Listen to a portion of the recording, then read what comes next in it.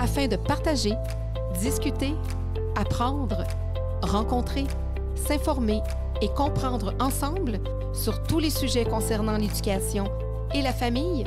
Bienvenue ici à votre podcast Éducation Famille. Bienvenue à votre podcast Éducation Famille. Mon invité de cette semaine est un invité coloré qui a su combiner ses deux passions afin de pouvoir s'y coller le plus souvent possible. Il de jour et elle aussi parfois de jour, mais aussi de soir, de par ses activités professionnelles, ne fait pas toujours l'unanimité. Chose certaine, il fait jaser et elle ne laisse personne indifférent. Des manifestants ont même tenté, parfois réussi, d'annuler certaines de ses activités professionnelles, n'étant pas d'accord avec celles-ci. D'enseignant de musique depuis plus de 17 ans au primaire à drag queen, en passant par les Forces armées canadiennes, mon invité est devenu son personnage controversé un peu par accident, mais davantage parce que des personnes ont découvert son talent. Malheureusement, c'est une fin de non-recevoir de la part du milieu qui l'a servi durant plus de 16 ans que mon invité a dû se résigner à quitter le milieu de l'enseignement.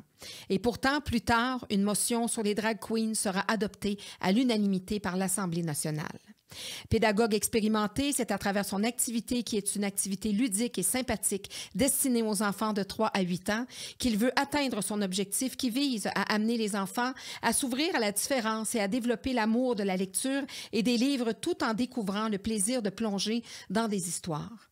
En 2022, elle devient la première drag queen québécoise à la barre d'une émission jeunesse dans laquelle elle invite des artistes à prendre part à son univers coloré afin de faire découvrir aux enfants la musique d'ici.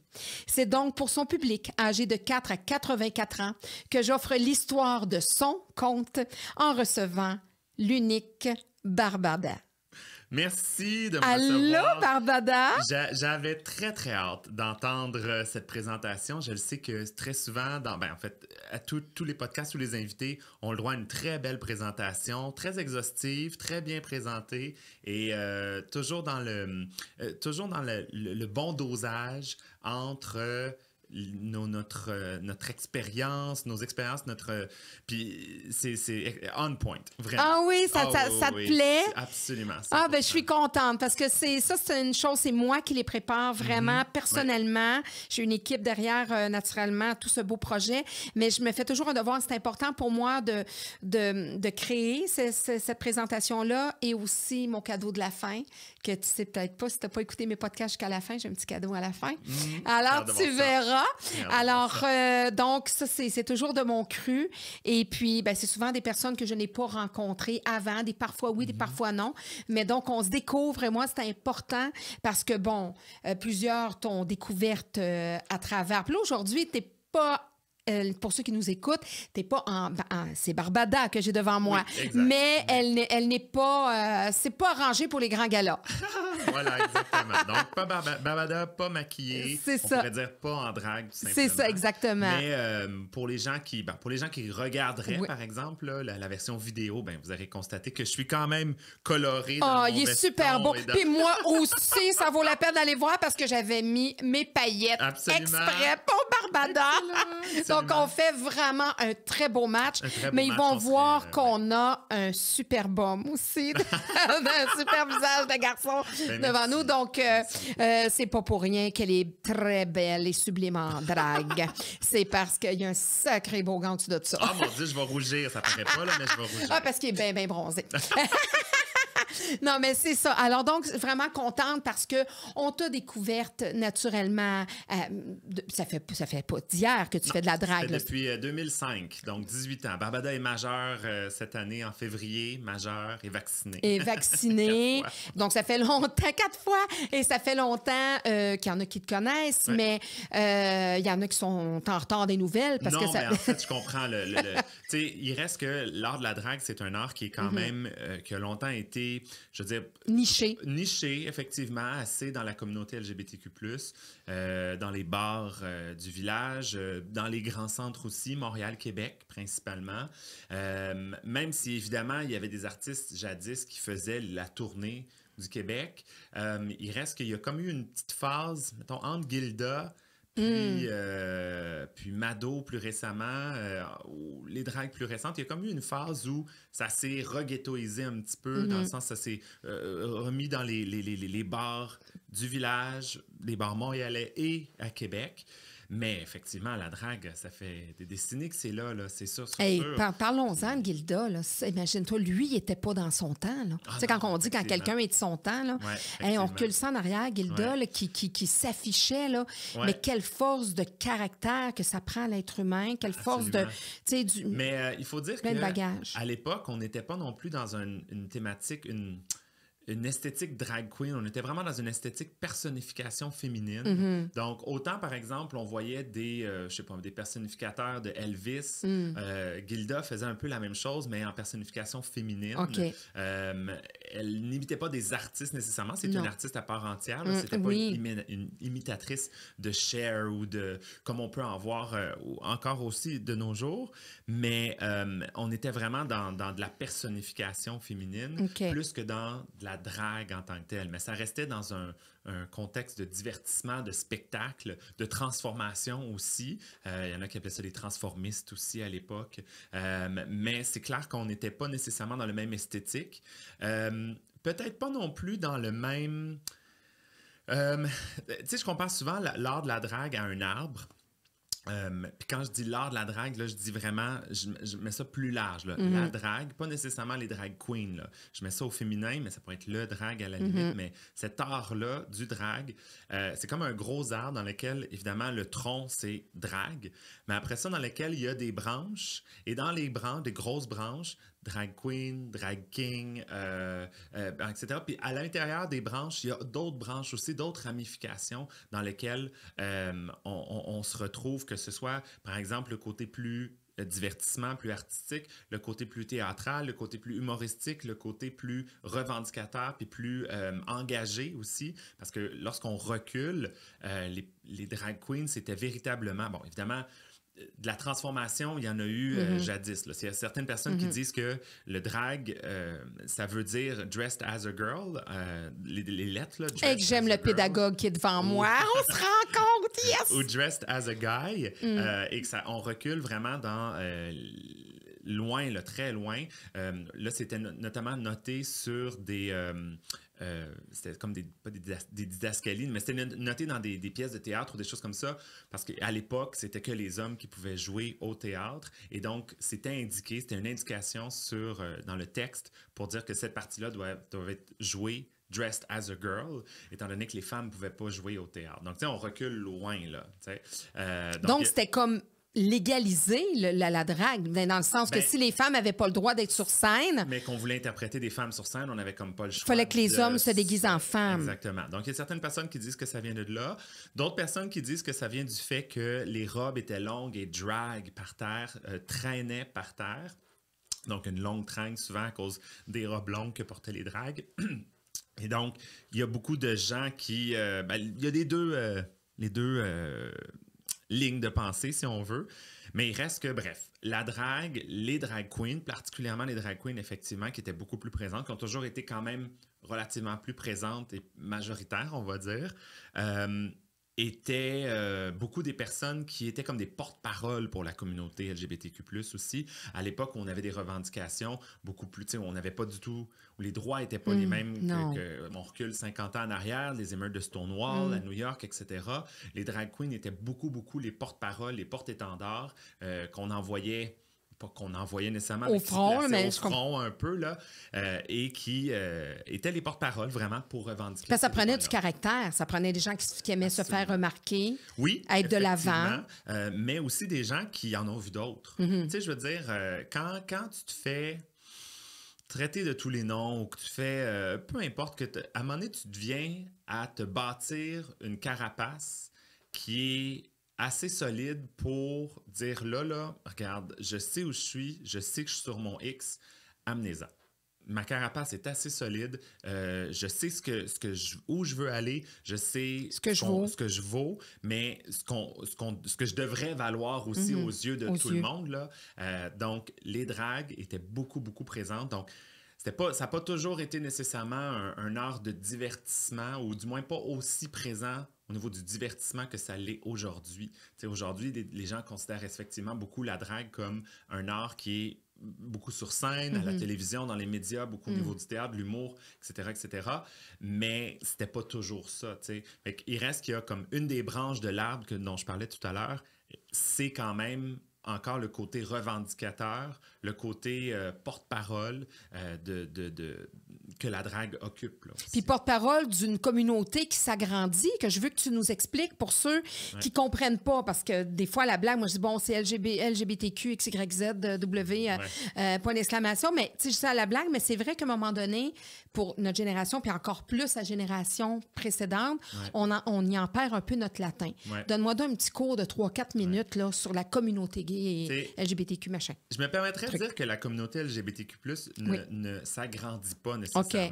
Les personnes ont toujours été là, toujours eu ces différences-là, que ce soit au niveau de l'identité de genre, au niveau de l'orientation sexuelle, mais qu'ils ne s'affichaient tout simplement pas. Et qu'on ne les reconnaissait pas. Et qu'on ne les reconnaissait pas aussi, effectivement, tu as parfaitement raison, mais beaucoup de gens à l'époque qui vivaient cachés et qui, encore aujourd'hui, sont peut-être rendus à 60, 70 et qui disent, ben j'aurais resté dans le placard toute ma vie, tu sais, parce qu'ils refusent le regard des autres, etc. Peur du regard des autres, peur de ce que ça peut signifier au niveau d'un emploi, par exemple, au niveau... Parce que, bon, aujourd'hui, on le sait très bien que c'est plus permis de mettre quelqu'un à la porte parce qu'on découvre qu'il est gay. C'est pas permis de mettre quelqu'un à la porte parce qu'on découvre... La discrimination... Parce que cette personne-là décide de s'afficher comme personne trans, etc. Mais ça se fait encore. Mais, peut-être pas perdre un emploi, là, j'espère pas. J'ose espérer que non. Puis j'ose espérer que les personnes qui perdraient un emploi strictement à cause de cette décision-là se battraient pour ils vont dénoncer. Puis ils vont le dénoncer, tout à fait. Mais il reste qu'il y a encore beaucoup de gens qui, peut-être des certaines générations plus anciennes, qui ne se sont jamais affirmées. Alors, le fait que, je dirais pas que la communauté LGBTQ s'agrandit, je dirais juste que ce sont des gens qui s'acceptent plus, qui s'affichent plus. Par contre, effectivement, les termes, la terminologie, c'est beaucoup précisé, d'accord? C'était très englobant au début, on mettait tout ça parce que c'était effectivement déjà mélangeant pour beaucoup de gens de savoir qu'attends, il n'y a pas juste des hétérosexuels. Non. Dieu, il y a des gens qui flippent the table parce que là, ils n'étaient plus capables de comprendre qu'un homme peut aimer un autre homme puis une femme peut aimer une autre femme. Encore pire, avoir une relation sexuelle encore pire. L'aimer, c'est pas pire.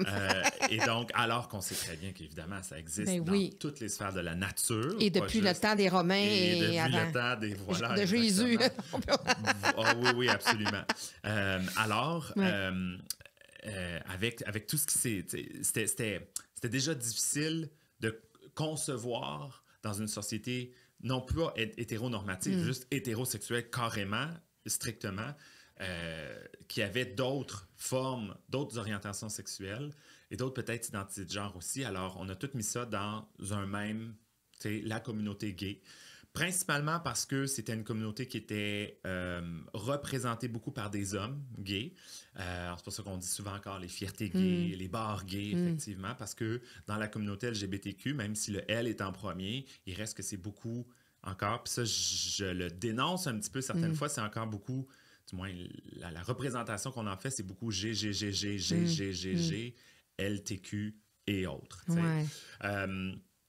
Alors, c'est ça. La communauté LGBTQ s'est précisée dans les dernières années. On n'a pas nécessairement ajouté on a ajouté des lettres à la longue désignation, simplement pour montrer, pour, je pense, conscientiser qu'il n'y avait pas que des hommes. Qu'il y avait une diversité. Non, il y avait une diversité. Exactement. Tu sais, au même titre que il y a des styles de musique qui se sont ajoutés à travers les époques. Tu sais, la musique électronique, ça n'existait pas au temps de Beethoven. Là. La musique rock, ça n'existait pas au temps de Beethoven. Il y a des styles de musique qui sont ajoutés avec les époques. Puis aujourd'hui, on a mis des noms sur ces musiques-là parce que justement, la musique, ce style-là est apparu. Ouais. C'est un peu le même principe. Moi, je ferais le lien avec, tu me diras là, si tu es d'accord. Moi, ça me fait penser aux élèves qui sont diagnostiqués TDAH avec plusieurs diagnostics. C'est intéressant, ça. Dans ma génération, c'était juste des petits gars, des petites filles tannantes C'est qui avaient le pupitre collé sur le... Il y en a pas... Voilà. Il y en a bien plus d'enfants avec du TDAH. Il y en a pas plus. C'est que là, ils sont diagnostiqués. Exactement. Tandis que ma génération, ils ont été diagnostiqués à 50 ans, pas 60 ans, parce que là, c'est leurs enfants qui sont diagnostiqués. C'est ça. Puis c'est héréditaire. Alors, tu vois, moi, je fais plus ce lien aussi, Ouais, c'est entre intéressant, autres, de ça, de dire... Très, Puis là, très ben, on dit, ben là, intéressant. dans un TDAH, c'est un trouble d'apprentissage. Ouais. Mais il n'y a pas juste le TDAH. Il y a le TDA sans le H. Après Ouais. ça, ben, il y a la dyslexie, Avant, on mettait etc. tout ça comme dans une même... Tu Oui. sais, les orthos, parce qu'ils voyaient Oui. des orthopédagogues. Dès qu'il était ou peu différent, importe, puis qu'il y avait un trouble d'apprentissage, tu étais un ortho. T'étais exactement. pas mal là, dans la même Oui, veine. je suis honnêtement, c'est une excellente comparaison. Tu pourras m'avoler un moment donné. Ben, c'est bon, par exemple, Oui. parce que en même temps, Oui. c'est pas tout le monde qui connaît le milieu de l'éducation, Non. effectivement. Puis c'est vrai qu'on entend beaucoup, beaucoup parler de TDAH, etc. Mais il n'y a pas que ça, Non. évidemment. Mais c'est vrai qu'il n'y en a pas nécessairement plus. C'est juste que on reconnaît maintenant qu'ils sont là, qu'ils existent. On reconnaît les signes, puis on est capable de dire, ben toi, tu n'es pas juste t'es pas un ortho ou t'es pas Un déficient. peu Oui, il y a importe. des déficients légers, des existe. déficients moyens. C'est ça, Comme il y a mais- des différents autismes, Exact, aussi. Là. des différentes formes D'autisme, c'est oui. le spectre de Oui, l'autisme, oui. justement. Alors, je pense que c'est un peu une bonne comparaison, effectivement. Si on veut peut-être expliquer brièvement, le LGBTQ+, Oui. regroupe des différences des identités de genre et d'orientation sexuelle. Lorsqu'on parle d'orientation sexuelle, on est vraiment dans une attirance, d'accord, au niveau sexuel, mais pas que. Des fois, ça peut être au niveau romantique aussi. Il n'est pas nécessairement obligé d'avoir une sexualité associée à ça. Dans le LGBTQIA+, il y a un A qui peut désigner asexuel aussi, des personnes qui n'ont pas de désir sexuel, mais ça ne veut pas dire qu'ils n'ont pas de désir de romance ou d'intimité ou de vouloir être en couple, mais ça peut être un couple qui est dans une relation où il n'y a pas de sexualité. Et ça se peut aussi. Alors, c'est justement au niveau de l'orientation sexuelle, la personne vers qui tu es attiré sexuellement, romantiquement, en tout cas de cette façon-là, ou d'identité de genre, donc le genre auquel on s'identifie. Ça aussi, c'est quelque chose qui crée beaucoup de remous chez certaines personnes parce que longtemps, puis depuis notre jeune enfance, on se fait dire, tu sais, une des premières choses que tu constates puis que tu assimiles quand tu es enfant, quand tu es bébé même, c'est que tu as beau interagir avec la table, elle ne te répondra jamais. La table, c'est pas un être vivant.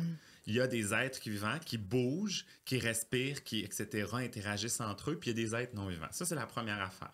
Après ça, tu découvres que rapidement, dans les êtres vivants, il y a des êtres humains, puis il y a les autres, les animaux, les insectes, les whatever, d'accord? Alors, tu peux interagir avec le chien, mais ce ne sera pas la même interaction que tu vas avoir avec ton petit frère ou ta petite sœur, d'accord? Et par la suite, dans la catégorisation, il y a des êtres humains. Là, il y a une catégorisation qui se fait entre les hommes, les femmes, les garçons, les filles, d'accord? Et ça, on le constate. On l'assimile très, très, très rapidement. Oui, hein, le petit garçon, beau garçon à maman, la petite fille à maman. Voilà, exactement. Et donc, quand il y a des personnes transgenres ou des personnes dont l'identité de genre ne correspond pas à l'identité qui leur a été assignée à la naissance, qu'on leur reflète. Ça vient déstabiliser beaucoup de gens. Mais ces personnes-là sont là depuis toujours, d'accord? Ça ne veut pas dire que ces personnes-là sont là depuis toujours et il faut reconnaître, maintenant, il y a des termes pour reconnaître ces personnes-là, que ce soit transgenres, par exemple, et on l'a ajouté le LGBTQ, on a ajouté le T pour signifier que ces personnes-là existent aussi.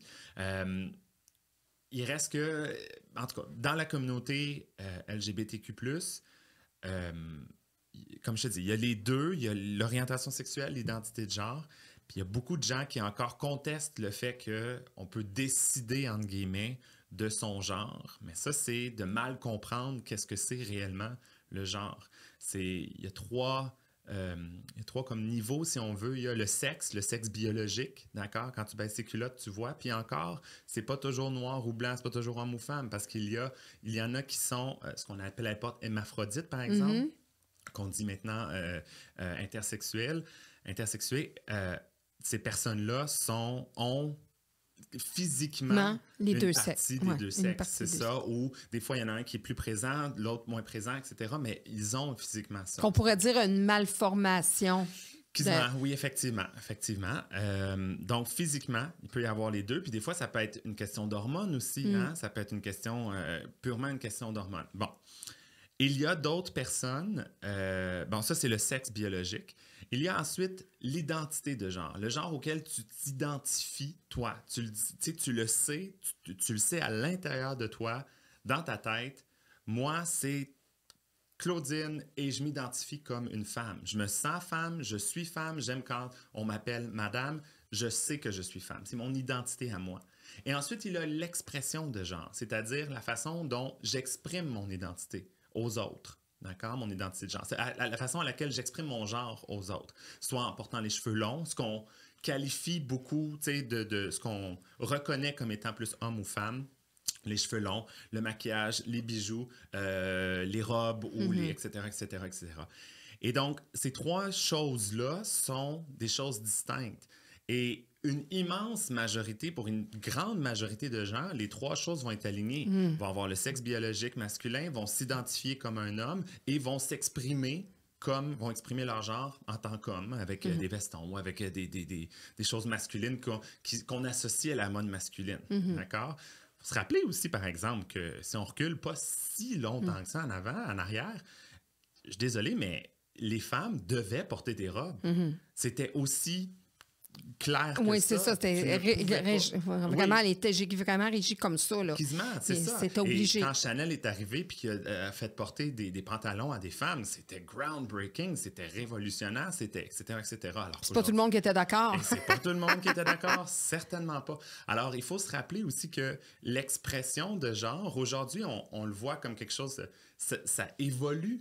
Tu sais, l'expression de genre, il y a plusieurs années, il y a des décennies, c'était des robes pour les femmes, puis des pantalons pour les hommes. Oui, puis maintenant, en 2023, on a des jeunes secondaires qui font des journées où ils peuvent porter la jupe, les garçons peuvent porter la jupe, etc. Mais en même temps, si les filles ont le droit de porter des pantalons, les gars devraient avoir le droit de porter des jupes. Exact. Maintenant, est-ce que toi, ça te tente de porter une jupe? Peut-être pas. Non. Et c'est très correct aussi. Au même titre que, je dirais jamais, par exemple, aujourd'hui, au même titre que dans certaines écoles, il y a des uniformes, tu sais, d'accord, je comprends, mais des fois, il y a un besoin de s'exprimer à travers ce qu'on porte.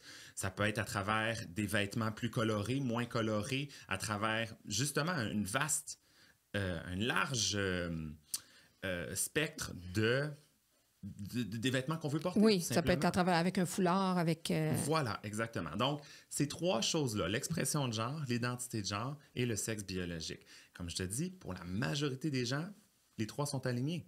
On va s'exprimer comme le genre auquel on s'identifie et le genre biologique. Puis pour eux, la société, là, ça va comme ça va parce que c'est accepté. Là. Ils ne vivent pas nécessairement de problème. En tout cas, s'ils en vivent, ça ne sera pas à ce niveau-là. Exactement. Ça ne sera pas à ce niveau-là. Ça ne sera pas au niveau de l'identité de genre. Ça va peut-être que ça pourrait être au niveau de l'orientation sexuelle parce que c'est deux choses différentes. Mais au niveau de l'identité de genre, au niveau du genre, il y a des gens pour qui, par exemple, qui ont un sexe biologique qui correspond à un genre, masculin par exemple, qui s'identifient comme un homme, mais qui souhaitent s'exprimer à travers leurs vêtements dans le spectre très large. Pas nécessairement toujours de dire je veux que porter des robes ou que porter des pantalons ou que porter des vêtements masculins ou que porter des vêtements féminins. Ils veulent bouger là-dedans. Il y a du gender fluid qu'on appelle, qui se disent je veux pas nécessairement toujours m'exprimer juste avec un genre.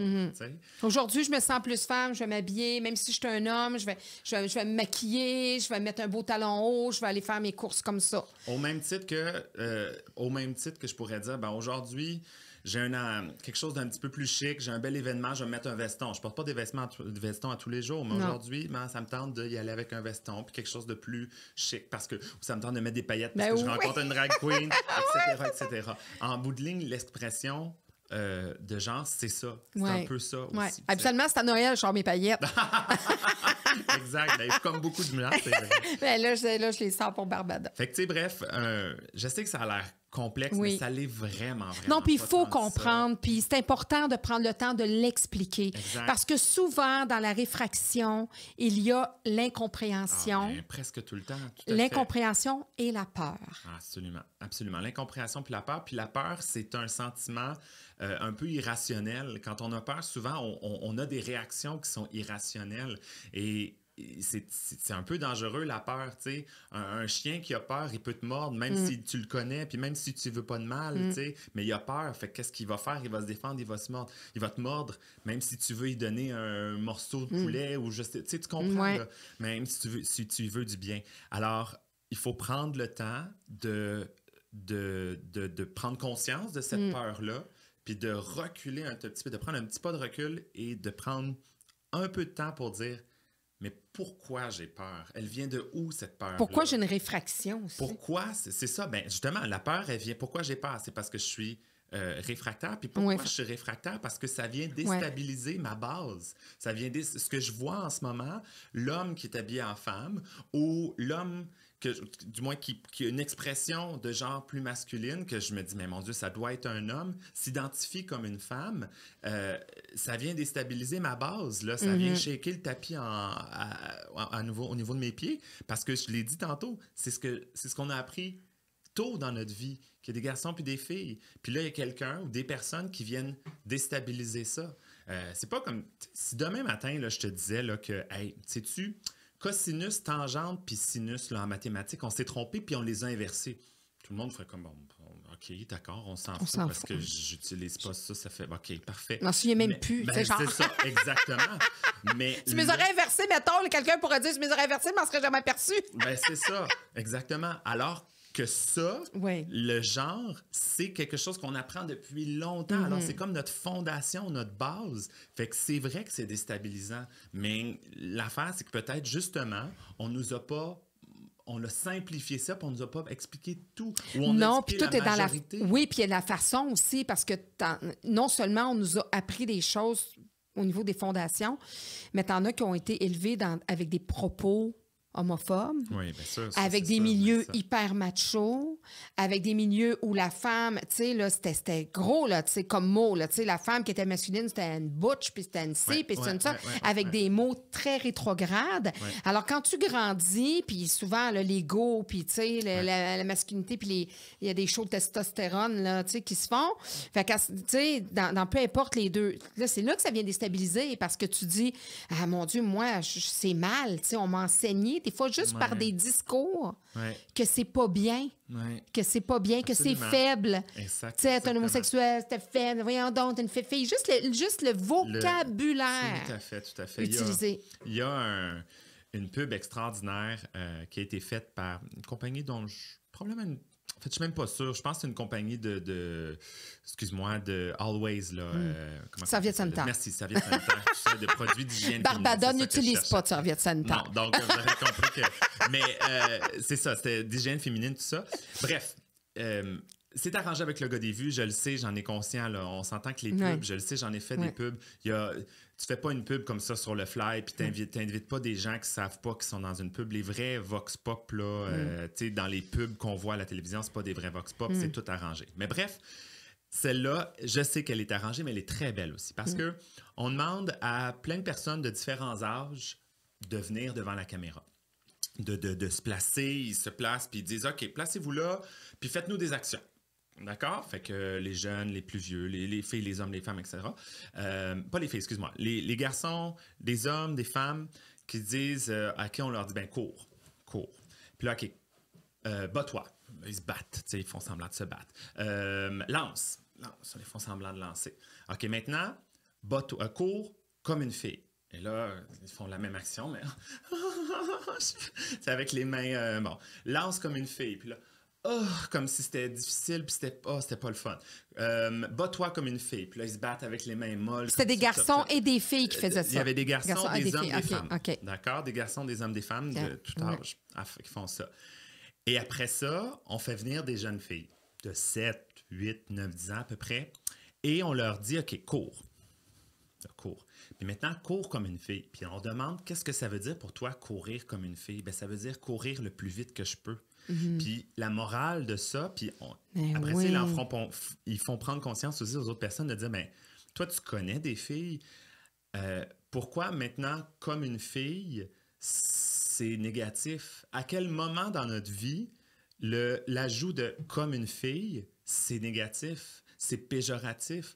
Pourquoi est-ce qu'une fille serait pas capable de lancer aussi fort qu'un gars? Pourquoi est-ce que, parce que c'est comme une fille, soudainement, j'en connais des dizaines de filles qui lancent plus fort que moi, qui courent plus vite que moi, qui courent plus vite que les Qu'est-ce hommes qui s'est passé entre la même petite fille de 7 ans qui, elle, disait, moi, là, c'est courir, c'est quoi courir comme une fille, c'est courir vite. La même petite fille de 7 ans dit ça, puis à 34, 50, elle va dire, c'est ça, je parce cours qu'il y pas avait vite, je fais pas d'efforts. exactement. Qu'est-ce qui s'est passé? Qu'est-ce qui s'est passé? Comment on peut, puis la morale de c'est comment est-ce qu'on peut inculquer la confiance en elles à des jeunes filles quand on a ce discours-là? Arrêtons d'avoir ce discours-là puis de dire que dès qu'il y a quelque chose qui est féminin, c'est automatiquement moins bon. Dès que tu es un homme qui porte une robe, tu es automatiquement moins quelque chose. Pas du tout. Pas du tout. Ça veut juste dire que tu t'exprimes différemment. Ça veut dire qu'il y a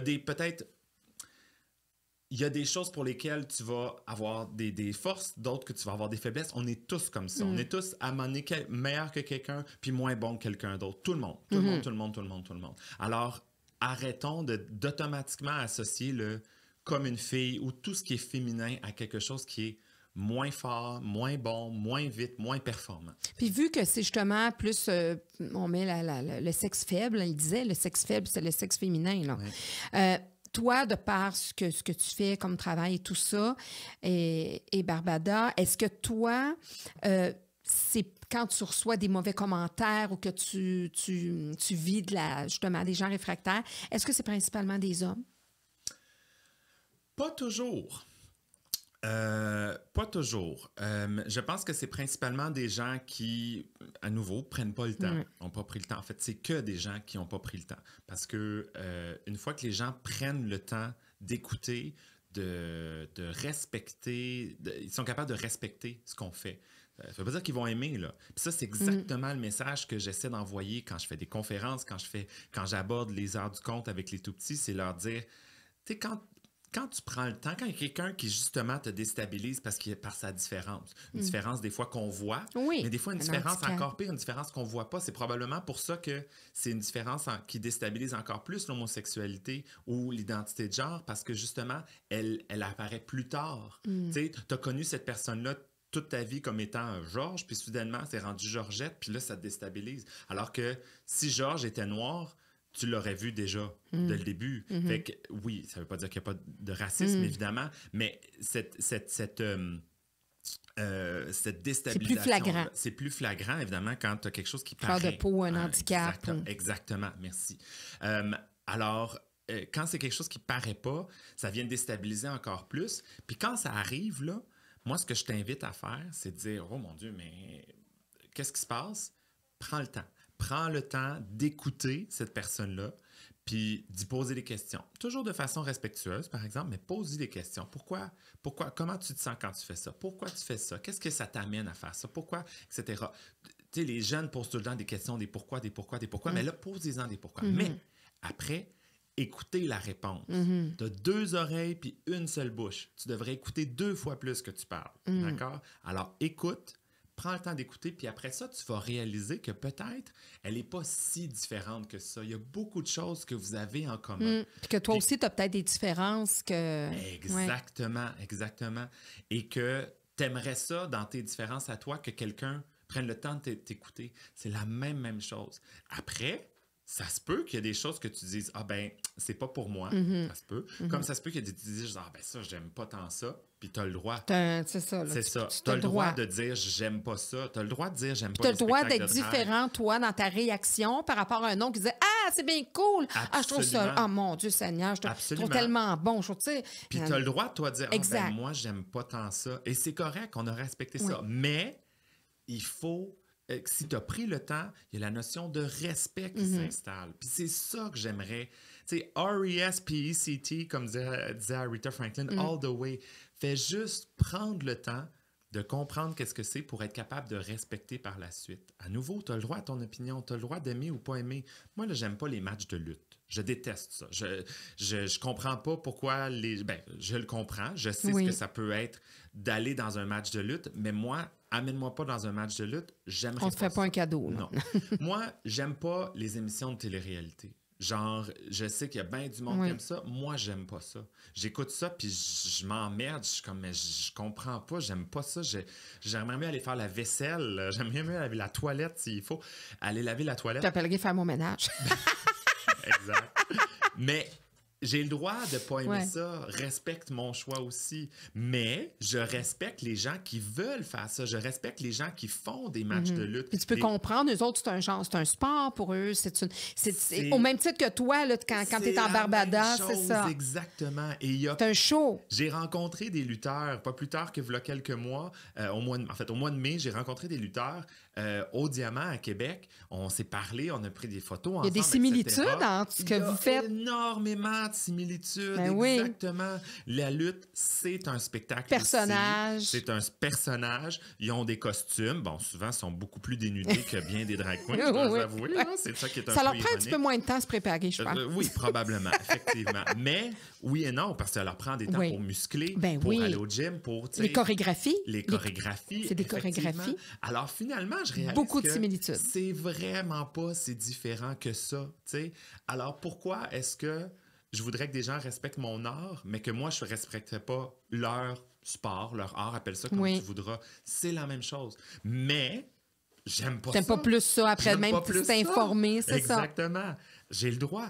Mais je respecte ça et je respecte ces personnes-là dans ce qu'ils font. Ils sont pas plus caves parce que Non, non. soudainement, ils ont choisi ça. Ils sont pas plus toxiques, plus machos, Non. plus... non, c'est un personnage. Puis comme moi, je suis pas plus... ridicule parce que j'ai choisi d'avoir une apparence plus féminine en Barbada. Je suis pas moins Intelligent. intelligent, moins etc., etc. En tout cas, on le voit là que c'est pas passé. On le voit, Ben- t'es pas moins articulé non plus. Ben merci. Comme Mais tu il y a le dis, l'ouverture. c'est Oui. probablement le prof en arrière. Ah oui, ben moi, je suis contente de recevoir le prof, vraiment, puis je trouve ça bien parce que ça va être tellement instructif. Puis à partir de ce moment-là, ben quoi qu'on en pense de Barbada, qu'on l'aime moins ou qu'elle nous interpelle moins, ben au moins on va savoir que Barbada, il y a Barbada et il y a plus que Barbada Oui. aussi. Mais on parle, c'est l'ouverture aussi. Ah oui. Tu sais, c'est de comprendre, c'est de savoir, C'est mais ça. d'avoir une ouverture envers l'autre. Puis ça, là, qu'on parle de drag queen ou peu importe, si on s'ouvre davantage à comprendre, il va y avoir beaucoup moins de conflits, Non, mais beaucoup moins de chicanes, beaucoup moins de violence, C'est- beaucoup moins de guerre. Oui, oui. Puis il faut arrêter... comment dire? Mon Dieu, tu as dit le mot guerre, puis là, c'est sûr que, tu sais, avec tout ce qui se passe en Israël, Hamas, tout ce qui se passe dans Moyen-Orient, Ukraine, Russie... Parce qu'on a quand même quelqu'un devant nous qui a fait... fait les Forces armées canadiennes. Oui, T'as-tu été évidemment. là longtemps? J'ai été là pendant 7 ans. Là, il faut Quand quand même. même remettre en Oui, contexte oui. aussi. Par contre, moi, j'ai été au niveau des forces, mais dans la réserve. OK. Donc, mettons qu'on en parle, là, si on Oui. veut faire une petite parenthèse Oui. là-dessus, une longue parenthèse là-dessus. J'ai fait toute ma carrière de cadet OK. dans le programme des cadets. Donc, c'est un programme jeunesse de 12 à Mm-hmm. 18 qui amène les jeunes à devenir de meilleurs citoyens, à se responsabiliser, à prendre des initiatives et à développer des compétences sur une foule de sphères. D'accord? Les gens pensent l'armée, là, puis ils pensent que tu vas aller te battre, là, tu vas aller en Ukraine. 85%, c'est un chiffre que je donne au hasard, Oui. mais c'était probablement à peu près ça. 85% des gens qui font partie des forces canadiennes iront jamais en Ukraine, iront jamais à l'étranger. Pour plein de se raisons. battre, pour plusieurs raisons. C'est parce que c'est pas leur formation. Tu peux être infirmière, tu peux être chirurgien dans l'armée, tu peux être cuisinier dans l'armée, tu peux être ingénieur dans l'armée, tu peux être une foule de choses, mais les gens ne voient que l'armée fusil. Le gars au front militaire. avec sa mitraillette. Exactement. Ou la fille au front aussi. Merci, exact. Et voilà, soyons inclusifs, puis parce qu'il y a de Ouais. tout. C'est pas que ça. Je verrais pas Barbada au front, par exemple. Ça Non. défrait sa coiffure. Ça devrait. Oui, non, effectivement, je dirais pas. De toute façon, les talons hauts dans la boîte au front, ça marche On met pas, un ça. peu d'humour. Mais l'armée, les forces, c'est une multitude de métiers qu'on peut faire. Et moi, je faisais dans les forces un métier très particulier qui était très précis, qui était celui des cadres instructeurs de cadets. C'est une branche de la réserve qui est spécifiquement réservée à l'enseignement du programme des cadets qui sont dans le programme des cadets. Donc, j'ai fait mon programme de 12 à 18 ans, des cadets. Ensuite, j'ai pris un an de break. J'ai recommencé l'université à ce moment-là. Puis, à l'université, il y a un de mes anciens collègues qui, lui, était officier des cadets. Officier, c'est comme l'adulte, là, les adultes responsables, qui m'a dit, on cherche un officier de musique à telle place, à Laval, au corps de cadets de Laval. Est-ce que ça te tenterait d'y aller? Tu sais, il cherche. Et j'ai dit, ben oui, j'y vais. Alors, j'ai commencé ma carrière d'officier. Je me suis enrôlé par la suite. J'ai mon beau certificat signé par Michaël Jean, qui était la gouverneure générale à l'époque et tout ça. Et j'ai fait mes années dans les forces. Évidemment, allez pas imaginer que j'avais un fusil puis tout ça, non. Par contre, j'ai fait des formations militaires. J'ai fait des formations, entre autres, en Colombie-Britannique, à Esquimalt, où moi, j'étais dans la marine là, comme officier. Alors, je suis allé sur des bateaux. Je suis allé faire des formations sur des bateaux. J'ai pas fait des formations qui étaient spécifiques à aller tirer du fusil puis abattre quelqu'un. Bien sûr que non. Ou des formations tactiques sur où est-ce qu'on lance une bombe, etc., etc. C'était pas ma spécialité, c'était pas ma sphère. Moi, j'ai fait des formations sur l'éducation des jeunes, l'enseignement, comment bâtir un cours, etc., etc. Je suis pas moins ni plus que ceux qui vont au front. C'est moins physique, même si certaines des formations étaient quand même assez physiques aussi. Là, celle que j'ai faite en Colombie-Britannique sur des bateaux, je te dis que, ouais, c'était quelque chose. Mais il reste que j'ai quand même eu des formations militaires spécifiques à ce que j'allais faire, tu sais. Alors, moi... Puis à ce moment-là, dans cette formation-là, où est... Bien, Barbada. Barbada n'est pas là parce qu'elle est arrivée beaucoup plus tard, mais tu sais, ton désir, justement, d'être en femme, etc. Est-ce que ça t'habite à ce moment-là? Non. Est-ce que... Bien, il faut clarifier quelque chose. Moi, j'ai pas un désir d'être en femme. J'ai un désir d'être en drague. J'ai un désir de donner un spectacle, d'être en drague. C'est ça qu'il faut démystifier. Il faut totalement démystifier. Ça, je pense que c'est important de le préciser aussi. Il y a des personnes pour qui, je l'ai dit, l'expression de genre et l'identité de genre sont importantes. Tu sais, des fois, le genre biologique, le sexe biologique et l'expression de genre sont pas concordantes, d'accord? Moi, ça concorde. Moi, quand je suis pas en drague, je m'habille en gars, je m'habille en homme, je sais que je suis un homme et je me définis comme ça. Je veux que tu m'appelles monsieur, tu sais. Okay. J'aimerais que tu m'appelles monsieur. Mais c'est sûr que quand je suis en spectacle, quand je suis dans le cadre de spectacle, c'est Barbada qui est un personnage plus féminin. Pas exclusivement, parce que j'ai fait des numéros en gars. J'ai fait un numéro de Stromae où je suis... genre habillé en Stromae. Je l'ai pas vu, mais ça, écoute, tu lui ressembles. Ben voilà, je lui ressemble. Je me suis fait faire couper les cheveux, j'ai regardé des vidéos de lui, j'ai fait faire des costumes comme lui. Fait que c'est pas que un personnage de drague, un personnage féminin, pardon. Comme j'ai fait Michael Jackson aussi, parfois, on maquille le visage, on transforme, etc., etc. Ah, t'es plus beau que Michael. Alors, merci. Mais à l'approche d'Halloween, je fais souvent Thriller, puis tout ça. Donc, voilà. Mais la majorité des personnages que Barbada fait sont féminins, puis Barbada est, bon, effectivement, un personnage plus féminin. Alors, mais ça, c'est que pour de la scène. Okay. J'ai pas le désir d'être... C'est pas confortable assez, c'est pas... j'ai pas ce désir-là. Moi, c'est vraiment exclusivement pour la scène. C'est un... Comment t'appelles ça? C'est un hobby, une activité, un sport? Non, un métier? C'est un métier. Moi, c'est vraiment là, c'est rendu un métier. C'est sûr que ça n'a pas commencé comme ça. Ça a commencé en loisir. Tout à fait. Ça a commencé en passe-temps qui est devenu un passe-temps payé parce qu'on fait, pas qu'on fait de l'argent dans le sens que ça prend du temps avant de faire de l'argent. Il y a beaucoup de... Mais on est payé pour ça. Un peu comme quelqu'un qui, je sais pas, se ferait payer pour aller à la chasse. Il faut que tu t'équipes pour aller à la chasse. Puis si ça prend du temps pour être bon dans ce que tu fais, puis avoir un bon équipement. Ou même quelqu'un qui est DJ, par exemple, ben, ça te prend tout ton équipement DJ. Ça te prend des cours ou de l'expérience... plusieurs heures d'expérimentation. Dépendamment de ton équipement puis du temps que tu as mis pour parfaire tes connaissances, tu peux faire des mariages très cucu, puis tu peux faire des très gros mariages puis des gros spectacles. Exactement. Fait que tu sais, c'est le même principe. Ça prend un certain temps avant d'être bon, mais des fois, justement, tu te fais payer pour avoir ton passe-temps, mais à un moment donné, il vient un stade où tu te dis, ben là, je suis plus rendu au stade de passe-temps. Là. C'est vraiment un métier. Je veux en faire un métier. Je veux que ça se professionnalise. Ça ne veut pas dire nécessairement que c'est un métier à temps plein.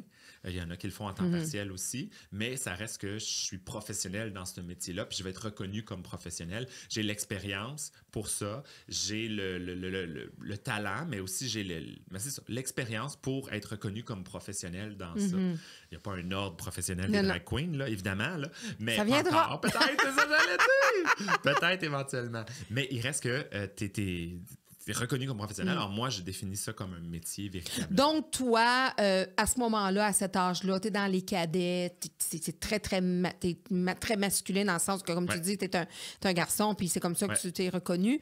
Mais le fait de vouloir justement personnifier, c'est pas là. C'est pas encore là, non, effectivement. Okay. Comme j'ai commencé... ça commence à l'être aussi parce que 2005 a été une année très importante dans ma vie. 2005 où j'ai commencé, mettons, à enseigner proprement dit en suppléance. J'ai commencé ma carrière. Tu as fait ton bac aussi. Là. Oui, j'ai fait un mon baccalauréat exactement, mais j'étais en processus de faire mon bac. OK. Mais à l'intérieur, pendant le baccalauréat, j'ai aussi enseigné, donc commencé à faire des suppléances dans des classes proprement dites, aller chercher de l'expérience aussi. Puis principalement en musique ou un peu dans... Principalement en musique, oui, effectivement, principalement en musique, mais veux pas en suppléance, des fois, ils t'envoient un peu n'importe où, hein, donc, mais c'était principalement en musique. Donc, j'ai commencé à faire de la suppléance en 2005. J'avais pas terminé mon bac, je n'étais pas encore légalement qualifié, mais il reste que j'ai commencé à officiellement mettre un pied dans des classes à partir de 2005 en tant que... pas juste dans le cadre d'un stage, là, mais vraiment dans le cadre d'un quelqu'un professionnel, on va dire ça, payé. Et j'ai aussi, je me suis aussi enrôlé à cette époque-là, là, cette année-là. C'est là que Michael Jean a signé mon... Bon. Donc, mon processus d'enrôlement s'est terminé en 2005. Donc, tout ça cohabitait. T'sais, autant les cadets et les forces, là, bon, je dis les cadets parce qu'effectivement, c'était le programme des cadets. Moi, j'étais un militaire, là, je faisais partie des forces canadiennes, mais au niveau des cadets. Donc, les cadets, les spectacles qui étaient évidemment moins nombreux qu'aujourd'hui, là, et l'enseignement aussi à titre de suppléant et tout ça. Qu'est-ce qui t'a amené vers la drague? Tu t'es présenté? C'est arrivé par accident un peu. Ouais, en 2002, fin 2002, donc 2 ans et quelques avant que je commence officiellement la drague en 2005, je me suis fait approcher par quelqu'un dans un bar qui m'a dit « Ah, ça te tenterait-tu de danser avec moi? Je cherche des danseurs pour un numéro, etc. » m'avait vu danser, tout ça.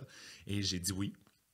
Comme j'ai dit oui à plein de choses dans ma vie, d'accord? On n'a pas parlé, mais moi, je suis quelqu'un qui dit oui à tout. Alors, quand on m'a proposé ça, j'ai dit, ben go, j'essaye, je le fais.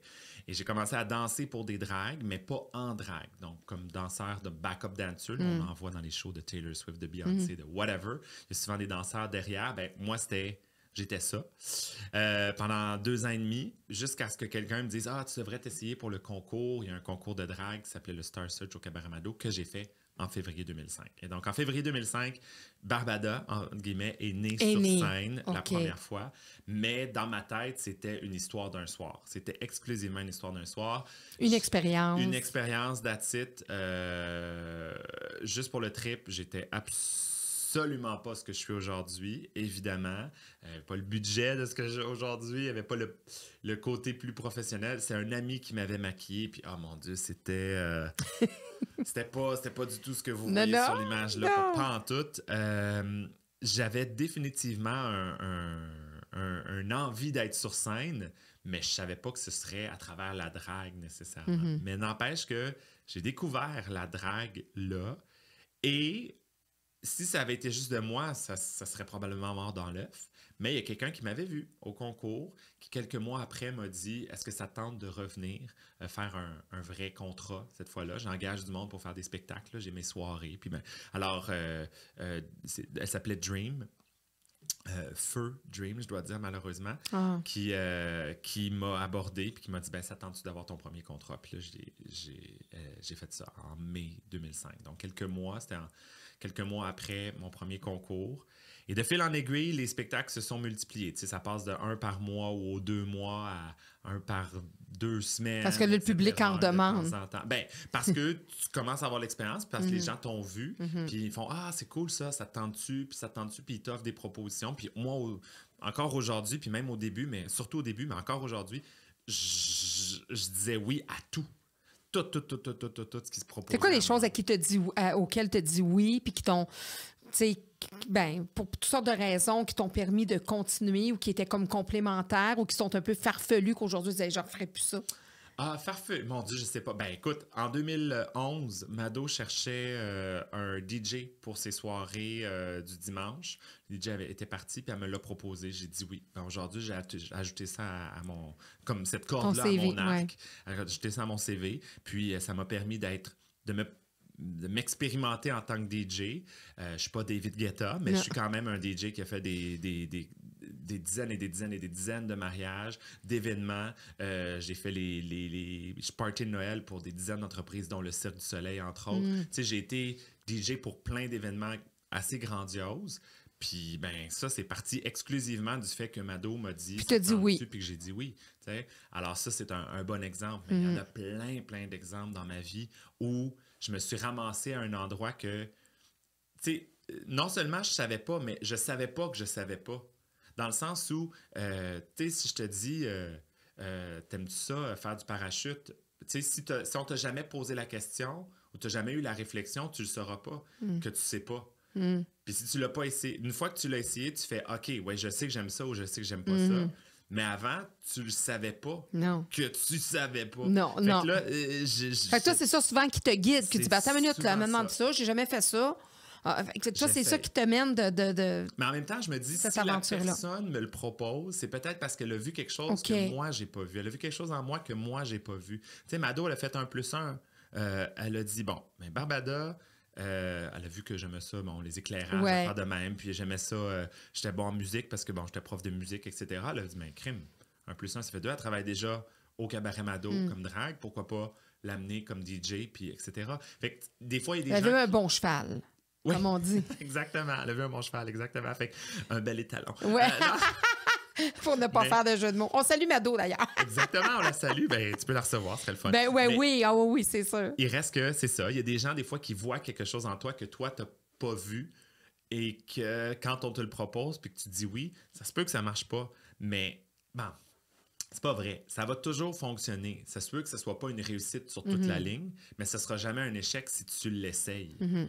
Dans le sens que tu auras dit, ben, c'est pas pour moi. Fait que ça, tu auras au moins... Déjà, tu vas avoir avancé. Il y aura toujours quelque chose de positif. Ça veut pas dire que le verre va être complètement plein, mais ça veut dire il sera jamais complètement vide si tu as au moins le goût de l'essayer. Puis l'enseignement, ça arrive, ou le goût d'aller en enseignement? Bien, ça a commencé un peu plus dans les cadets. En fait, la musique, en général, a commencé plus dans les cadets. Donc, à 12 ans, à nouveau, je me suis fait aborder par un de mes collègues de classe qui, lui, était dans les cadets déjà. Puis, je ne veux pas dire recrutait, là, c'est pas le bon terme, mais on faisait quand même un peu de recrutement aussi parce que, on voulait parler du programme pour inciter des gens à s'inscrire au cadet. S'inscrire, exactement. Mais tu sais, comme il y a des recrutements pour plein d'activités, comme les clubs de football font du recrutement, comme etc., etc. Et c'est juste que souvent, quand on associe cadet, il y a un lien avec l'enrôlement de l'armée. C'est ça, exactement. On veut endoctriner les gens. Oui, exact. Alors que c'est pas ça du tout. J'ai vu le besoin que tu avais besoin de spécifier à cause justement encore là, de jugement. De jugement, de préjugés, puis effectivement. Mais tu sais, il y a des jeunes pour qui le programme des cadets, c'est l'affaire qu'il leur faut pour se responsabiliser, c'est gratuit. En plus, c'est entièrement gratuit. Combien d'activités au Québec, on peut dire, tu peux faire toutes ces activités? Ça donne un certain encadrement. Ça donne un encadrement, ça donne une... Pas un certain, un encadrement. N'ayons pas peur des mots. Oui, c'est sûr qu'il y a une discipline qui... Mais encore une fois, ça aussi, ça s'est beaucoup adapté. On n'a pas la même dans les forces aussi. Pas des bootcamps là, avec les instructeurs qui te humilient puis qu'on n'est pas là-dedans. Là. Tellement pas. Ça s'est beaucoup mis au goût du jour, tout comme les forces aussi. Avec les nouvelles générations. Absolument. Les forces, là, les adultes qui vont dans les forces canadiennes, qui s'enrôlent vraiment, aujourd'hui, tu as le droit d'avoir les cheveux longs dans l'armée, tu as le droit d'avoir de la barbe dans l'armée, tu as le droit d'avoir du vernis à ongles si tu veux dans l'armée. Ça c'est beaucoup... Tu sais, l'armée, les forces, on dit, regarde, là, nous, ce qu'on veut, là, c'est ce que tu es capable de nous donner. Que tu aies les cheveux longs, les cheveux courts, que tu sois un homme, une femme, que tu sois gay, que tu sois lesbienne, que tu sois transgenre, que tu sois... Peu peu importe que tu portes du vernis à ongles, tout ce qu'on veut, là, c'est ce que tu es capable de nous offrir. Puis si tu nous l'offres, peu importe la façon dont tu te présentes, nous, merci, bonsoir, c'est un peu si ça, t'es au le front, message. ça t'empêche pas de tirer sa gâchette.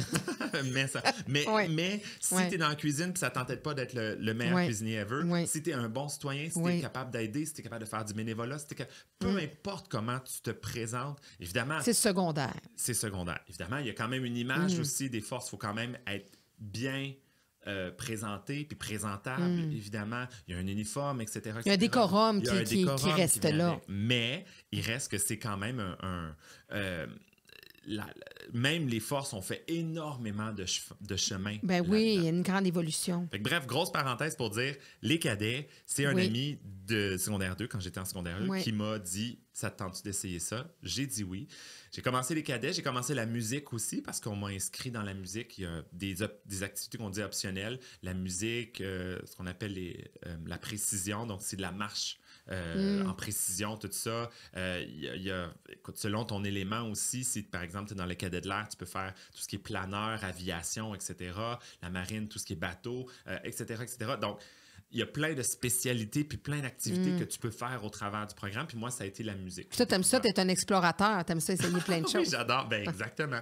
Alors, j'ai commencé la musique, on m'a offert d'aller faire de la flûte. J'ai commencé la flûte traversière comme ça. J'ai eu des cours de flûte aussi avec mon instructeur, mon instructrice privée, en tout cas une prof, une officier qui m'a dit « Ah, t'as l'air à aimer ça, c'était tentu d'avoir des cours privés avec moi. » J'ai eu des cours privés avec elle. Ça a été extraordinaire. Puis j'ai découvert vraiment mon intérêt pour la musique. Et pas que, j'ai découvert aussi mon intérêt pour enseigner la musique. Parce que dans les camps d'été qu'on fait, qui se proposent aux jeunes dans les cadets, tu as des camps de musique, puis éventuellement, tu as des camps pour devenir instructeur de musique aussi. Parce que le but, c'est que tu sois capable, après, de devenir un cadre pour aller enseigner à ceux qui commencent à... Alors, j'ai fait ces cours-là et c'est le chemin que j'ai suivi. J'ai fait des cours d'instructeur de musique. Ensuite, j'ai fait mes camps d'été de cadets cadres.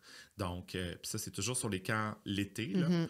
Et, j'ai continué par la suite au cégep. Après, tu sais, ça m'a amené, quand je suis rentré au cégep, à dire, ben crime, c'est ça que je fais dans les cadets, enseigner la musique. Pourquoi je n'irais pas là-dedans vers le cégep? Pourquoi je n'irais pas en musique? Alors, je suis allé là-dedans en musique et sciences humaines. J'ai fait un double deck. Et ça s'est comme poursuivi jusqu'à l'université pour aller en enseignement de la musique au baccalauréat. T'sais. Puis là, tu as fait ça. Puis là, tu es arrivé, tu as commencé à enseigner. Puis à travers ça, tu avais la drague là, qui était dans la drague commençait... j'ai commencé à enseigner en 2005. La drague aussi. C'est drôle parce que sur un des camps d'été que j'ai fait comme officier, parce que c'est complexe, là, je sais, il y a beaucoup de choses à assimiler, mais les camps d'été, tu peux les faire comme cadet, comme jeune, donc de 12 à 18. À l'intérieur des 12 à 18, tu peux aussi, quand tu as 16 à 18, tu peux aussi occuper un poste de cadre. Donc là, tu es vraiment payé comme un emploi d'été. Donc, c'était comme un emploi étudiant. Exactement, un emploi étudiant, tout à fait. Là, tu peux être sauveteur sur une piscine, mais là, tu peux être cadre sur un camp d'été. Et par la suite, lorsque tu es officier, t'es adulte, à partir de 18 ans et que tu es au niveau des forces, que tu es enrôlé, bien là, tu peux être officier sur le camp d'été. Donc, tu es vraiment en charge des cadets cadres et des cadets qui sont sous ta responsabilité dans ton groupe. D'accord? Alors, moi, j'ai fait des camps d'été comme officier aussi, comme cadet cadre et comme officier par la suite. Puis, à ce moment-là, quand j'étais officier, Barbada commençait tranquillement pas vite à émerger, à exister. Puis, tu sais, j'aimais bien être... je ne vais pas dire provocateur, mais un petit peu. Tu sais, je donnais pas des gros coups de coude, mais je donnais juste un petit coup de petit doigt, là, juste pour dire « Hey, tu prenais juste le talon pour sa petite orteil. » C'est ça, juste le petit orteil, exactement. Et j'aimais ça provoquer un petit peu. Fait que j'avais une photo de Barbada sur mon bureau, dans les bureaux des officiers, tout ça. J'avais une photo de Barbada, tout ça. J'aimais ça. Moi, je trouvais ça drôle, le contraste, tu sais. Oui, puis je dis pas provoquer parce que c'est pas ça, mais c'est d'amener un peu la cause déjà, parce qu'on s'entend que dans les cadets... Écoute, il y a des gens qui... wow, j'aime ça la photo. Il y a des gens qui pourraient avoir, par exemple, une photo de eux à la chasse, ou une photo de eux à la pêche, ou une photo de eux dans n'importe quel autre contexte. Toi, c'était ça, ton loisir. J'ai dit, pourquoi pas, je laissais. À nouveau, c'était pas une belle photo, là, c'était les premiers débuts, fait que ça ressemblait pas celle-là. du tout à ça. Mais je me souviens que je l'avais mis là par fierté aussi. Comme je te dis, si j'avais une photo avec un gros poisson que j'avais été fier, j'aurais pu la mettre sur mon bureau. Pourquoi pas ça? Sauf que ça dérange moins ou ça interpelle moins la photo avec le poisson. Moins, bien, surtout dans les cas d'un cadet, tu sais. C'est ça. Mais tu sais, à nouveau, dans notre bureau d'officier, les cadets, ils ne voyaient pas ça. Non. Tu sais, c'était des bureaux des adultes. Non. C'est comme la salle de prof. Là, les jeunes, ils vont pas là. Mais quand même, c'est un milieu un petit peu plus... Un peu plus, effectivement. Un peu plus. Oui, mais je me souviens, à la fin de cet été-là, un des... Bon, vraiment, le major de Major Labbé qui s'appelait, c'était tout un personnage extraordinaire, mais un monsieur, là. Tu sais, un monsieur, bon, c'est ça, il était major, puis ça faisait des années qu'il était dans les forces, etc. Puis il avait vu ma photo, tout ça, puis à la fin de l'été, on venait de finir notre dernière cérémonie, là, on était au mess des officiers, tous les officiers ensemble, puis il m'a dit « Ah ouais, j'ai vu ça, ta photo. » Et là, moi... Je deviens, mais blême, là, quand il me dit ça. Je fais « Oh mon Dieu, Major Labbé, tu sais, le boss, là, finalement, qui a vu ma photo. » Je dis « J'ai envie de fondre. » Puis il dit « Ouais, moi, je me souviens de ça, là, à l'époque, quand il y a les cabarets. » Puis là, il se met à me raconter son histoire des cabarets, puis de tout cet univers-là, puis justement, Gilda, puis des affaires comme ça. Puis il tripait, là. Tu sais, fait qu'il était pas là pour me dire « Ouais, c'est dégueulasse que tu pas en tout. » Il était là pour faire comme « J'ai connu ça, moi, puis c'est le fun. » Puis peut-être, on dit pas que c'est le cas, mais peut-être que lui aurait aimé ça. Tu sais pas, là. Peut-être. Ce que je veux dire, c'est qu'il y en a, tu sais, quand on parlait de génération, Ouais. puis de gens qui se sont mis dans le placard, puis qui sont... On dit pas que c'est le cas de ce monsieur-là, mais mais tu sais, quand il y a une t'as raison. reconnaissance... Il y en a qui disent « Ah, mais crime, tu sais, il y en a peut-être, certainement, même pas peut-être, qui regardent ça puis qui disent eux autres, ils font, là, ces J'aurais gars-là. voulu être un artiste, C'est ça, finalement, j'aurais ouais. tellement aimé ça. Puis ils l'ont fait dans leur chambre, devant leur miroir, là, Ça se peut, avec ça se peut. les vêtements d'un, puis là, la tante, ta grand-mère. Là. Tout à fait. Tu as parfaitement raison. Mais il reste que, tu sais ça, tu sais, je pense que ça a toujours été... C'est un aval important pour toi, là. Oui, d'avoir. C'est sûr, c'est ça. Ça ne le fait aide pas pour- à pousser, à continuer Quand t'as dans des ce qu'on tapes dans aime. le dos, c'est certain, c'est sûr. Alors, moi, ça m'a donné... C'est là qu'est venu mon intérêt pour l'enseignement. Ça s'est poursuivi à l'université, mais à nouveau, tout ça se faisait avec des carrières en parallèle. Les cadets, les forces, les cadets, l'enseignement, la drague, tout ça. Barbada qui prenait de plus en plus de Exactement. place. Voilà. Parce que tu enseignais à plein temps, tu étais permanent. toi, Pas dans les premières OK, années, parce non. que ça a quand même pris du Mais temps. avec le temps. Avec le temps, évidemment, j'ai enseigné, oui, effectivement. Pendant plusieurs années. Pendant plusieurs années, oui. Ben, c'est ça. Mettons, j'ai fini mon bac en 2009. Oui, 2009, j'ai fini mon bac. Et donc, je l'ai échelonné un tout petit peu. C'est un bac de 4 ans, mais que j'ai fait sur 6 ans en réalité, parce que justement, j'enseignais au travers de ça aussi. Je faisais des spectacles. Fait que je n'étais pas toujours à temps plein à l'université dans certaines sessions. Alors, mais ça a été très positif parce que ça me permettait d'accumuler beaucoup d'expérience, d'acquérir beaucoup d'expérience à travers ça. Et j'ai pu... Tu sais, à la fin de mon bac, par exemple, mon dernier stage, ça s'est fait comme un charme parce que j'avais déjà t'avais un grand enseigné, bagage. j'avais beaucoup de bagages, j'avais fait des suppléances. Puis tu sais, quand tu te garoches devant une classe puis que tu sais pas quoi faire, faut que la hamster il tourne pour trouver des activités à faire puis garder le contrôle de la classe puis faire en sorte que tu passes une belle période avec les élèves que tu connais pas et qui te connaissent pas non plus, tu sais. Alors, toute cette expérience-là que j'ai accumulée à la fin de mon bac m'a énormément servi, même si effectivement j'ai eu à échelonner mon bac un petit peu plus longtemps. Mais quand je suis arrivé en 2009, j'ai eu un contrat là, là c'était un vrai contrat toute l'année, puis par la suite ça s'est continué comme ça jusqu'en 2021. Qu'est-ce que je voulais dire? Je me souviens dans les débuts de que je faisais Barbada, puis il y avait, comme je te dis, le bac en même temps aussi, les études, les cadets. Je me souviens m'être dit à moi-même, ça devait être quoi, fin 2006 ou 2007 peut-être à peu près, je me souviens dit là, quand le bac va être fini, arrête ça la drague, là. Tu sais, tu vas te concentrer. Tu vas avoir ta profession. Tu vas avoir ta profession. Tu as fait ton bac pour ça. C'est le fun, le petit passe-temps de drag queen puis tout ça. D'étudiant, là. Puis ouais, mais quand ça sera fini, tu sais. Tu y vas. Puis je voulais cette routine-là, puis comment dire, de fermer tous les tiroirs qui sont ouverts puis d'en ouvrir juste un gros. Devenir un vrai adulte, là, genre. Mais tu sais, d'ouvrir, de concentrer tout ça, concentrer tes efforts dans l'enseignement. Ce que tu avais choisi. Ce que j'avais choisi. Mais finalement, quand tu es arrivé le moment de faire ce choix-là, il s'est pas fait parce que Barbada avait pris de plus d'espace, plus de place, puis ça m'amenait quelque chose aussi que j'aimais beaucoup. Par la suite, en 2011, là, j'ai mis fin à ma carrière de cadet, à ma carrière dans les forces, puis au niveau des cadets, parce que j'avais beaucoup trop de choses. Barbada prenait plus de place, les spectacles, il y en avait de plus en plus, j'enseignais, les cadets à travers ça, j'étais comme non, c'est beaucoup trop. Fait que en 2011, j'ai dit, ça se termine. Puis c'est là que Mado, voyant que j'avais une ouverture un peu plus de temps, m'a proposé d'être DJ. Fait que je venais de fermer un tiroir pour en ouvrir un autre. Dans la même, un peu dans la même table. Là, ben, c'est ça, si on veut, mais tu sais, c'est ça. Fait que j'ai fermé le tiroir force, cadet et tout ça, qui était quand même... important dans ta vie, ça faisait plusieurs années. Écoute, j'avais 26 ans à l'époque, puis ça faisait 14 ans que j'étais dans l'univers des cadets, soit comme cadet, soit comme officier. Tu aurais même pu gagner ta vie là-dedans. Oh, oui, absolument, absolument. Évidemment, il aurait fallu que je switch au niveau de temps plein, parce que quand on est officier, pendant l'année scolaire, c'est à temps partiel. C'est juste l'été, sur des camps d'été, que là, on peut faire ça à temps plein.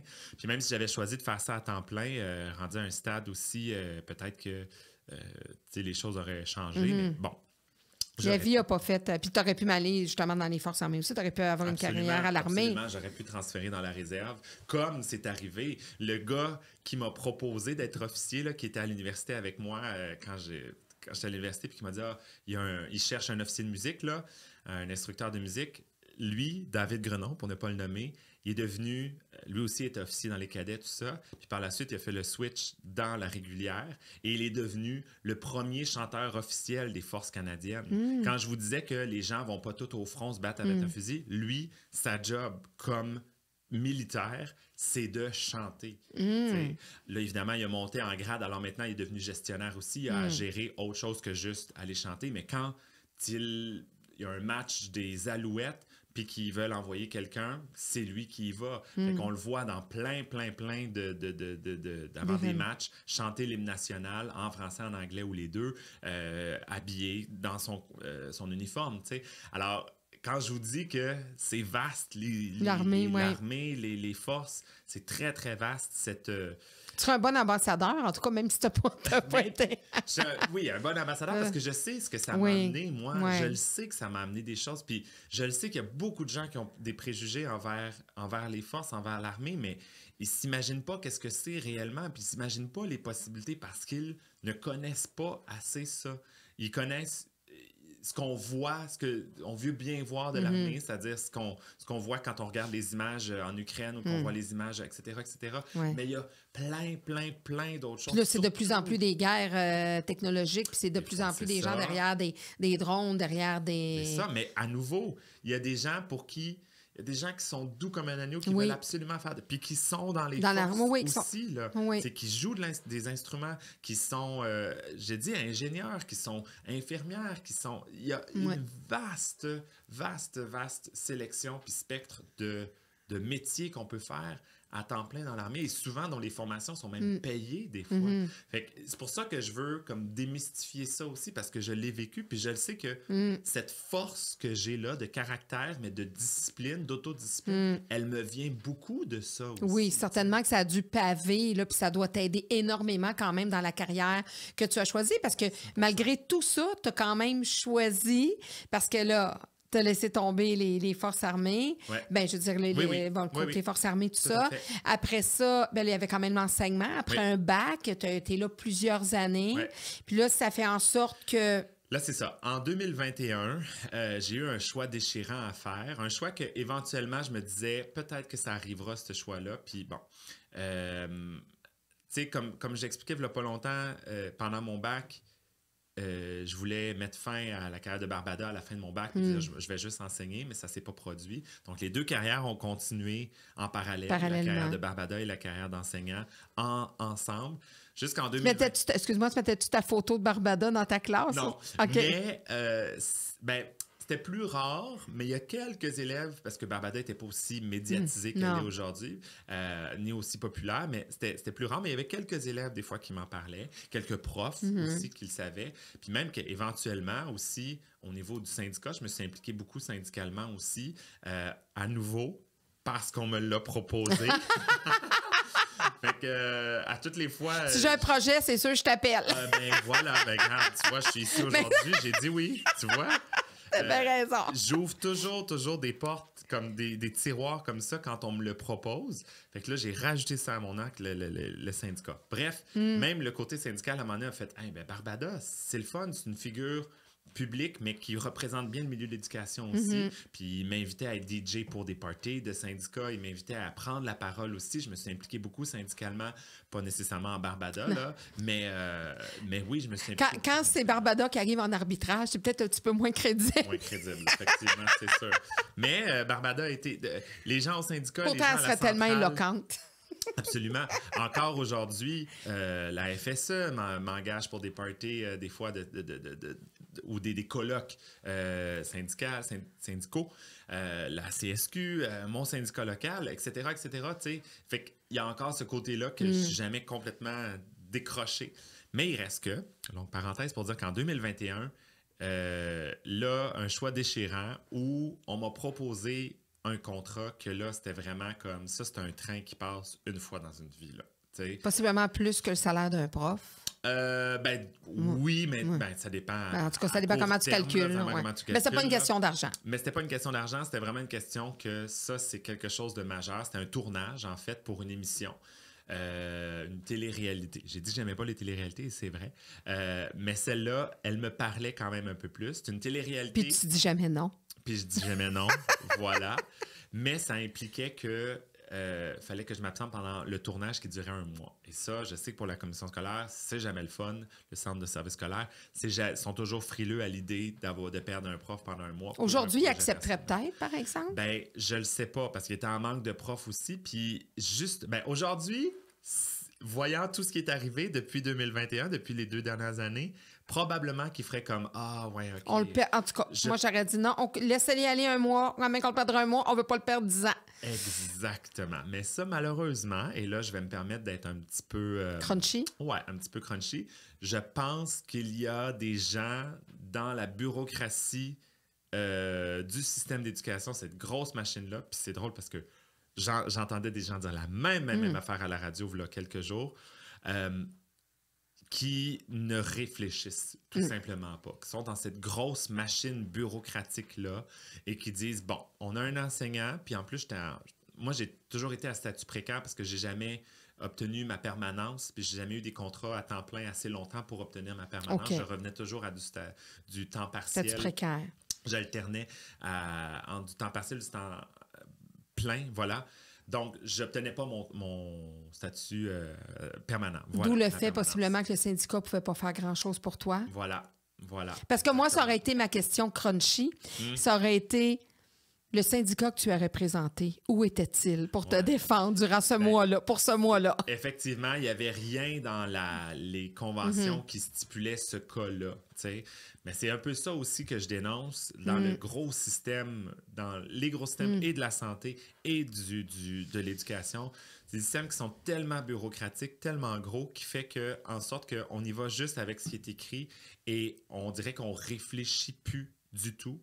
Puis, on n'est pas capable de faire comme... relativiser les choses, puis dire... d'avoir dire, hey, ça se peut qu'il y ait des fois des exceptions, d'accord? Oui. Puis dire, bon, parce que quand j'en ai parlé à ma directrice, elle avait une fille en télé. Elle sait comment ça fonctionne, la télé. Elle sait que c'est pas... Tu décides pas les affaires 3-4 ans d'avance, là. Ça se décide des fois 2 semaines c'est des opportunités aussi. C'est des opportunités, exactement. Fait qu'elle était comme, écoute Sébastien, je sais que tu es un bon prof, je sais je sais ce que tu as fait avec les élèves, ce que tu as fait avec les élèves depuis le début de l'année. Il n'y a pas de problème. Elle a vu le bon pédagogue en toi, puis elle voulait pas te perdre. Exactement. Et elle a dit, moi, j'ai pas de problème, mais c'est le centre de service scolaire qui va décider. T'sais. Puis effectivement, le centre de service scolaire, probablement un bureaucrate puis je me permets d'avoir un petit préjugé, mais en tout cas... Qui ne connaissait pas, qui ne savait pas c'est quoi ta mission, puis peut-être qu'il ne reconnaissait pas la qualité de pédagogue que tu étais. Voilà, puis c'est dit, ben là, on va avoir à remplacer un prof pendant 1 mois, puis tout ça. Ouais, ta mention, premièrement, c'est à temps partiel, fait que ça se trouve à être 11 jours, d'accord? C'est un prof de musique. C'est un prof de musique. T'sais, on ne veut pas rien enlever, mais c'est pas un titulaire dans une classe à plein temps. Qui a même probablement pas pris le temps de lire la mallette dans laquelle j'expliquais que je voulais... je me proposais à enregistrer mes cours, à me filmer là, Tu sais, pour que, mettons que c'est pas un prof de musique qui me remplace cette journée-là, ben il paye sur Play, il y a un 50 minutes de cours qui se diffuse, t'as Sébastien, j'allais dire mon nom, t'as l'enseignant de musique qui est là sur l'écran, puis qui dit, sortez vos flûtes, on part, sortez vos cahiers, faites tel plat. J'aurais donné mon cours en virtuel, puis peut-être même que les élèves auraient été encore plus attentifs parce qu'ils aiment ça regarder un écran. Oui, ça, ils naissent avec un écran. Exact. Fait que quand tu as ton prof de musique sur l'écran qui dit sortez vos cahiers, on reste en silence, qu'il y a le timer. Puis ils connaissent sa routine de classe, ils savent, c'est comme si tu étais dans la classe. Voilà, exactement. Puis malgré tout ça, la réponse que j'ai eue, là, après ma demande, ça a été les enseignants à statut précaire ne peuvent pas faire ce genre de demande. Point final. 16 ans à travailler pour le centre de service scolaire. J'ai fait une petite exception. J'essaie de mettre toutes les chances de mon côté. Parce que tu veux rester, là. Parce que je veux rester. Et je me fais répondre par une phrase aussi banale, aussi simple. Là, ça n'a pas pris trop de temps à écrire. Ça n'a pas pris trop de temps à écrire. Les enseignants à statut précaire ne peuvent pas faire ce genre de demande. Merci beaucoup. Merci beaucoup. On pense pas aux élèves qui sont attachés à toi. On pense pas aux profs. On pense pas au fait que, là, si moi, vous me laissez partir au mois de mai, puis que je ne reviens pas au mois de juin, ben c'est quelqu'un qui va donner les notes à la fin de l'année aux élèves qui va les avoir vus mai-juin. That's it. Alors que moi, je pourrais revenir, faire le petit suivi avec le prof qui m'aura remplacé pendant, on se rappelle, là, 4 semaines, donc 4 cours, parce que je vois les élèves une fois par semaine. Fait que pendant 4 cours, il y aura un prof qui m'aura remplacé, puis moi, je vais faire le suivi avec eux à la fin de l'année, je vais finir l'année avec eux, puis voilà. Fait que malheureusement, j'ai été obligé de dire, non, je suis revenu à la charge. J'ai dit, je respecte votre décision, mais je la comprends mal. J'ai écrit une belle longue lettre. Puis là, la directrice est retournée au front. Puis finalement, ils m'ont dit, bon, ils m'ont donné déjà une réponse. Ils m'ont dit, on a eu une demande similaire, puis on a été obligé de la refuser. Fait que par principe d'équité, on va la refuser aussi. Je suis comme, bon, là, déjà, ça me conforte un peu. Un petit peu. Mais en même temps, je suis comme si vous avez déjà eu pas 50 demandes, une demande similaire. Depuis les 16 dernières années. Tu sais, ben là, en tout cas, si vous avez une demande similaire, pourquoi vous n'avez pas accepté celle-là pour me permettre d'accepter celle-là aussi? Puis là, je sais qu'ils vont dire, ben là, tout le monde pourrait faire ça. Mais on peut évoluer aussi. Tu sais, relativiser, puis tout ça. Bref, tout ça pour dire que depuis 29 avril 2021, je n'enseigne plus, du moins pas dans une classe. J'enseigne différemment. J'enseigne avec les Heures du Compte. Oui, j'enseigne avec on va en parler. jeunesse. J'enseigne avec tout plein de que tu as mentionné tout à l'heure, l'émission musicale jeunesse sur tout.tv. Fait que j'enseigne différemment, mais j'enseigne plus effectivement dans une classe. Ça te manque-tu les classes, ces élèves? Pas en ce moment, parce que j'ai vraiment trop de choses dans mon calendrier pour me permettre de vraiment m'ennuyer de ça. Puis, tu sais, s'il y avait des journaux où je me tournais les pouces, je fais j'aurais pu aller enseigner aujourd'hui. Ouais. J'ai eu des petits... T'aimes ce que tu fais, puis c'est nouveau. Dieu, oui. Avec la pandémie, tu sais, on s'entend, là, 2021, c'était encore dans la pandémie, tout ça. Puis par la suite, avec les nombreuses vagues qui sont revenues de la pandémie, il y a eu des moments un petit peu moins occupés où je me suis dit, est-ce que je retourne faire de la suppléance? Est-ce que je remets un pied là-dedans? Puis finalement... les choses ont fait en sorte que les choses se sont placées. Il y a des offres qui sont rentrées, puis que j'avais quand même des choses à faire. Moins occupé que je le suis en ce moment, mais quand même assez occupé pour ne pas me tourner les pouces à la maison, puis pour ne pas avoir assez de temps pour retourner faire de la suppléance. Est-ce que tu as revu, as-tu des élèves que tu rencontres des fois, que tu as croisés? C'est une bonne question. Oui, des parents d'élèves aussi des fois, ou des élèves beaucoup plus vieux qui me disent « Ah, t'as enseigné à telle place. » Puis je fais « Oh mon Dieu, là, ça donne un petit coup de vieux dans ce temps-là, évidemment. Hein? Parce que quand tu vois ton élève qui était, mon Dieu, si le fun en 6e année, qu'il il te côtoie dans le bar ou tu le vois boire de la bière. Oh mon Dieu, ça choque. Mais en tout cas, ils ont perdu un grand pédagogue parce que tu prouves aujourd'hui que tu es vraiment un bon pédagogue, puis au niveau de l'explication et tout ça. Puis j'espère que, en tout cas, ça va évoluer parce que peut-être que tu aurais dû quitter quand même à cause de toutes tes obligations professionnelles, mais ça n'aurait pas été dans le même contexte. Mais en tout cas, on a choisi pour toi, quelque part, que... Dans un sens, c'est ça, effectivement. Il reste que la décision, en bout de ligne, c'est moi. Je savais, j'avais tous les éléments. J'aurais pu dire non à cette opportunité-là de tournage. Finalement, j'ai dit oui. Ça a été une excellente décision parce que en refermant, je vais dire temporairement, là, comme je te dis, c'est pas... C'était pas un adieu final. Non, puis j'ai pas perdu mon brevet parce que j'ai agressé un élève ou j'ai pas perdu, pas du tout. Non, t'es toujours enseignant. Moi, on dit pas ex-enseignant. Des fois, ça me frustre. On est enseignant tout le temps. On est enseignant tout le temps. Toute notre vie, là. Exactement. Et donc, je peux retourner enseigner. C'est juste que là, présentement, je suis en pause d'enseignement. Donc, en refermant ça, ça me permettait d'avoir beaucoup plus de temps pour le reste. Et c'est là que les choses ont explosé depuis 2021. Là, je pouvais venir tourner des podcasts en après-midi. Je pouvais aller faire des tournages, je pouvais aller faire plein d'autres choses aussi. Je pouvais investir un petit peu plus de temps sur les contrats que j'ai. De peaufiner ton art aussi. Peaufiner mon art, exactement. Alors voilà, ça a été juste positif pour moi. Alors, on se retrouve pour continuer cette superbe entrevue avec notre chère Barbada.